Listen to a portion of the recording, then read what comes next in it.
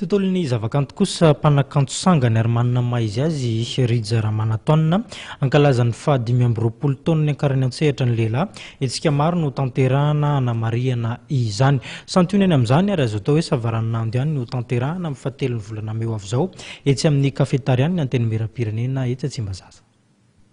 Satria tsy fity tsy natao ay Izy ny kabare ho tanterahany Rija Ramanantoanina ao amin'ny kafetariany anteny miram-pirenena Tsimbazaza ny zoma telo meo avy izao manomboka amin'ny 7 hetsika izay mendrika savaranando ho an'ny fankalazana ny 20 taona niakarany an-tsehatra raha amin'ny fanazavana izay noentiny tamin'ny mpampalala vaovao omaly.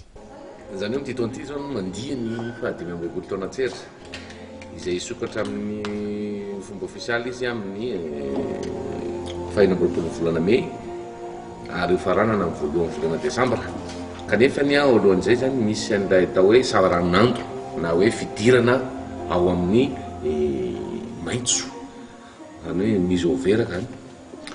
Dia izay nanaovana an'ity fa kabare amin'ny 3 Mey ity eto Tsimbazaza sady ny fanindry ihany koa ny fitsingerenan'ny taona nahaterahako izay tiako ifampizarana kely zany satria rehefa hiditra amin'ny fankalazana ngezabe anao dia mila alatahotra, mila milomany kely ao anatin'izay le hoe ao anaty vahoaka mba ialan'le traky na le tahotra.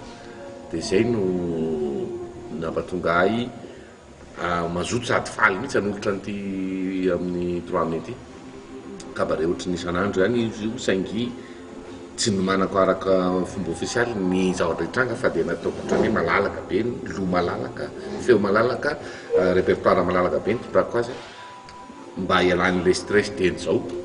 Tena ataoko hoe déstress total mihitsy zany izy io. Ireo izay te hividy ny tapakila na anao famandrihan-toerana dia afaka miantso ny laharana 033 61 540 38.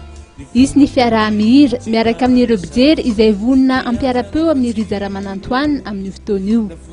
Anisan'ny nanamarika ny Rija Ramanantoanina nandritra izay 20 taona niakarany an-tsehatra izay ny fitiavan'ny olona nirana sy ny fampitan'ireo hira sarotra raisina makany amin'ireo mpankafy.